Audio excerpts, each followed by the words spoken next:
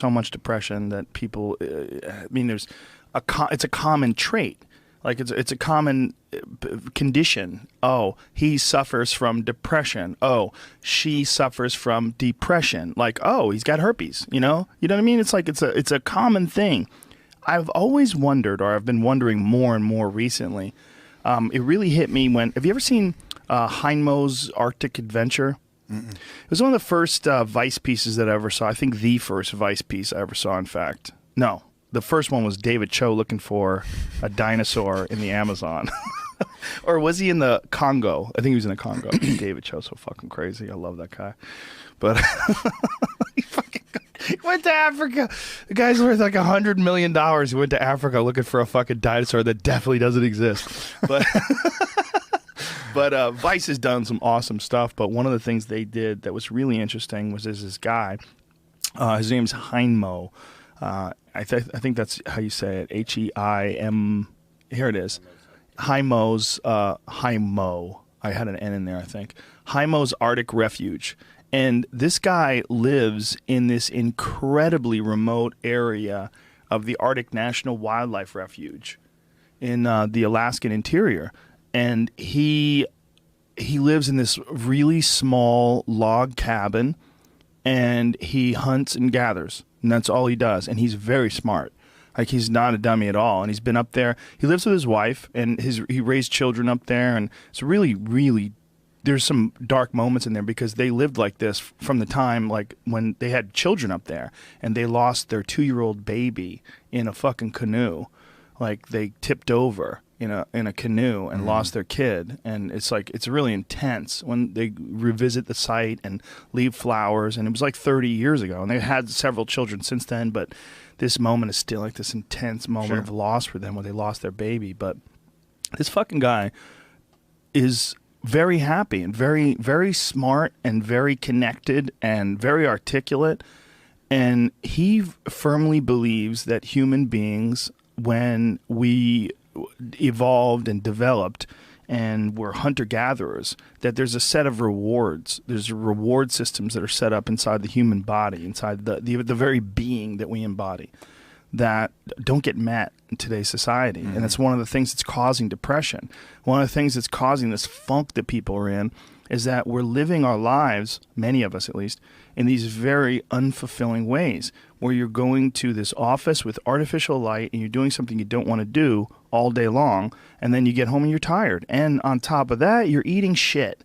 You're eating potato chips and you're drinking soda, and your body is just like, what in the fuck is this? We're supposed to be out in the fields. We're supposed to be walking up hills. We're supposed to be looking for animals or gathering vegetables. We're supposed to be doing all these things that our body's designed to do. We're supposed to be in nature. Yeah. And nature is like a medicine. Like, it literally is a medicine to you.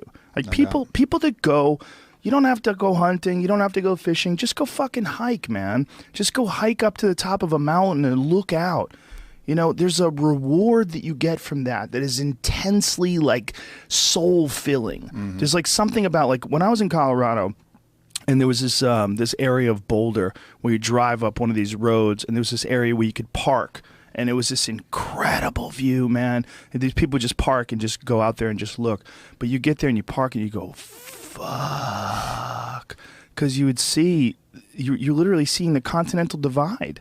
These snow-capped mountains in July. Yeah. In July, it's covered with snow. Because those mountains don't give a fuck. Perspective. Oh. You know, just this whole new perspective on it. And I think nature, the ease of suffering is always in presentness. You know, when you're in presentness, truly locked in presentness, there is no suffering. There can be pain, but no suffering. Suffering is something created by our own minds. And I think nature is one of the great ways to do this, because humans, we take cues from our environment. And nature, as I was saying earlier, is always in the present.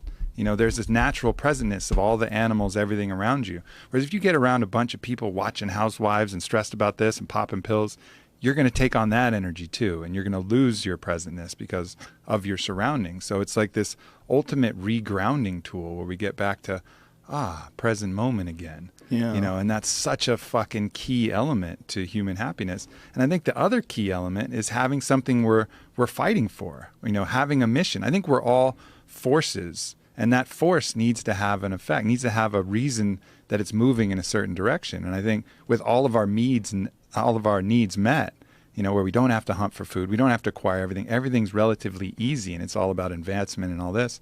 We've lost a lot of the basic mission, which was the mission to survive and procreate, you know, so, and we haven't replaced it with any other universal mission, which is, I think, one of the big allures of these things like wars and these things like creating an enemy. Well, at least then you have a mission. And when you have a mission, human beings are happy. You know, like Bertrand Russell talked about, he did a book, Conquest of Happiness, and he had his own fucked up attributes. Every time I bring him up, people talk about his fucked upness. He was into phrenology, and he might have been a racist, whatever, but he was a good philosopher. Smoked constantly. Yeah. But anyways, he talked about the happiest person he knew. The happiest person he could find was a groundskeeper on a manor who every day woke up and was at war with the rabbits of the grounds. He just declared that the rabbits were the fucking enemy, and he would go out with his gun and he would hunt as many as possible, and he'd go morning till night, and he would kill as many rabbits as he could, because it was the rabbits were the ones eating the hedges and the flowers and whatever. So he basically made the rabbits his enemy and struck out every single day to kill as many rabbits as possible. And that dude, according to Bertrand Russell, was happy as fuck. He had a task. He had a task. He had a purpose. You know, he had a mission. My mission is to destroy the rabbits. I used to have a dog like that. Yeah? I had the happiest dog ever. His name was Frank Sinatra.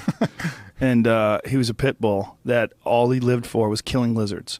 And my house, my old house, not the house I'm in now, but my old house, had this one, it's like on a hill, and there's this one wall where these lizards would run up the wall. And so Frank, I would literally let him out in the morning, and he would fucking bolt out that door. It's like, time to go to war. Like, and he would run and go look for these lizards. And he would stand there, like Eddie Bravo would just watch it and marvel. He'd be like, fuck, man, this dog does this every day. This dog does this every day. I go, this is what he loves to do.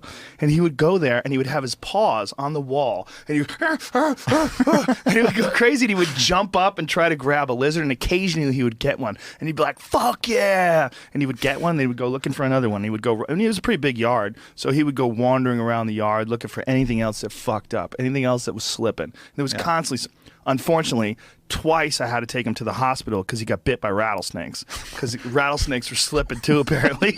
He killed the rattlesnakes, but the rattlesnakes fucked him up. He had like a water balloon growing out of the side of his head. Both of my dogs, by the way, that's a real problem if you don't have the money to pay for the serum. It's super expensive. It was several $1,000s to treat them for this rattlesnake venom, anti-venom shit. It's like, I was like, man, what if I was poor?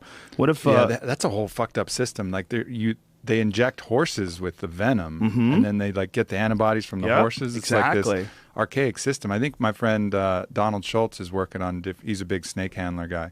He's working on ways to innovate around that, because it's kind of like a real backwards system that they have, how you get anti-venom. Well, a horse will survive, so let's just fucking sort of put the venom in there, and then we'll get the antibodies from the horse, and then, you know, it's a weird thing how they do it. Yeah, well, that's a real problem with people that are vegans. If you're a vegan and you don't use any animal products and you get bit by a rattlesnake, you got two choices. Compromise your morals, or that's a wrap. Yeah. You know? But this dog was so goddamn happy. He had missions. Yeah. You know, he would go out of that yard, and he wasn't bored. He was like, please take me for a walk. Come on, man. He was like, see ya, dude. I'd open that door. He was gone. He just had his little mission.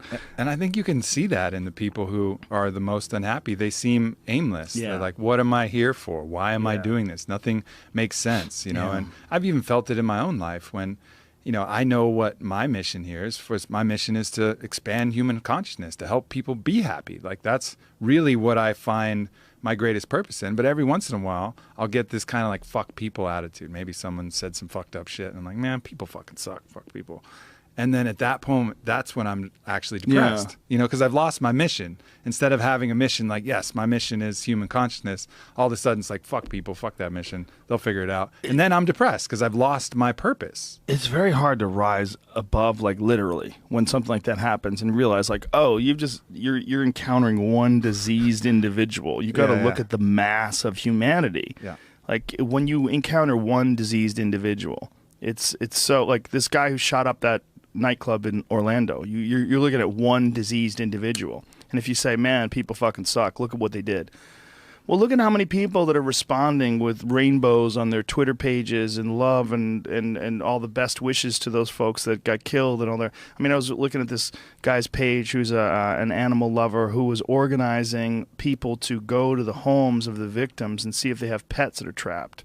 You know, there's beautiful people out there. Yeah, there's a lot. There's more beautiful people. This is without a doubt not just the safest, the easiest. This is the happiest time in terms of like being able to like reach out and send love to people and have people send love to you. But just occasionally you run into cunts. Yeah, no doubt. And the cunts itself, man. But the beauty is out there too. It's just not as dramatic and it doesn't impose upon us as forcefully. But if we just look, it's around all the time. We run into good people all the time. But you just make eye contact with that good person or that kid who's just looking at you and just creeping with that little smile, and you're like, oh yeah, the good of humanity, the fact that we really are love being expressed outwardly all the time, and it's just these other delusions that get in the way of that. Well, we're oddly attracted to negativity too. It's almost like we look at negativity online or that you run into as like a possibility of war. Like, you have to look out, there's fucking drums beating. God damn it, there's an army on the background. They're coming. But, it's like this real impulse to sort of batten down the hatches. When really it's just some fucking 36-year-old loser sitting in his parents' basement, farting and smelling his own farts and angry online. I mean, that's really what a lot of you're dealing with. You're dealing with, like, really sick people. Like, people that have just, for whatever reason, they've not found their path. They've not found any happiness. They've not found any fulfillment. They haven't found any growth. They're just stifled or rotten in some sort of a weird way. It just hasn't really worked for them. Yeah. And so they're lashing out. They're lashing out at the world. And you run into one of those, and you're like, people suck. Yeah, and that's the initial response, and then the more conscious response is to look at them and have compassion for that person. Yeah, that's hard to do, right? That is hard to do, and our system isn't based upon that. Even if you look at the U.S. penal system, it's very much about punishment. Whereas if you watch that documentary that Michael Moore did, Who to Invade Next, where they go to Norway, they have a whole different idea of what the penal system is for. It's about restoring human dignity and cultivating a change, really making change in the person. It's not about punishment. It's about actually changing that individual so he doesn't do it again. And then you look at the recidivism rates between our prisons and Norway's prisons, and they're just dramatically different. That impulse to punish immediately, is not the healthiest impulse. That's just going to create more issues down the road. You're not